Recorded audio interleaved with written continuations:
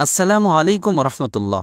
সম্মানিত হাজির ও সামিঈন, ইদানিং কিছু বাতিল ফিরকার লোকেরা নূরে মুজাসসাম হাবিবুল্লাহ হুজুর পাক সাল্লাল্লাহু আলাইহি ওয়াসাল্লাম ওনাকে নিরক্ষর বা তিনি পড়তে ও লিখতে পারতেন না এ কথা প্রমাণ করার জন্য কুকুরের মতো উঠে পড়ে লেগে গেছে।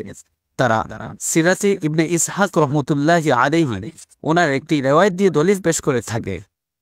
দলিলটি হচ্ছে হযরত জিবরাইল আলাইহিস সালাম তিনি যখন নূরে মুজাসসাম হাবিবুল্লাহ হুজুর পাক সাল্লাল্লাহু আলাইহি ওয়াসাল্লাম ওনাকে বললেন, ইকরা, আপনি পড়ুন। তিনি উত্তরে বললেন, মা আকরা, আমি কি পড়ব? তারা এই বাক্যটির অর্থ করে, আমি পড়তে জানি না। নাউজুবিল্লাহ। হাস্যকর বিষয়।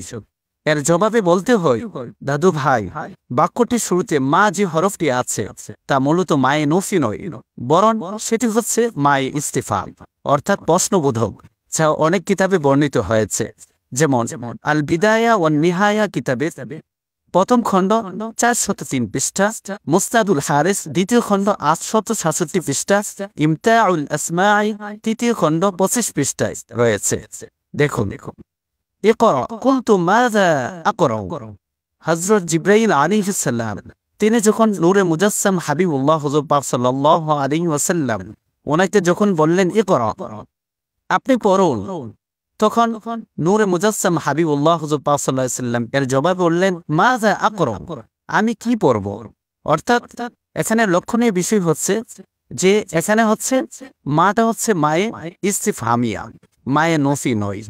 যদিও তর্কের খাতিরে মেনে নেওয়া হয় যে মাটি মায়ে নফি, তাহলে আমাদেরকে প্রথমে দেখতে হবে ফেলে মুদারে এর শুরুতে মায়ে নফি আসলে কি অর্থ প্রদান করে।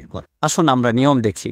মাআনিন নাহবি কিতাবের ৪র্থ খণ্ড ১৯১ পৃষ্ঠায় উল্লেখ আছে, ওয়া ইযা দাখালাত আলাল ফিআলিল মুদারি'i খাল্লাসাতহু লিল হাল ইনদাল জুমহুর।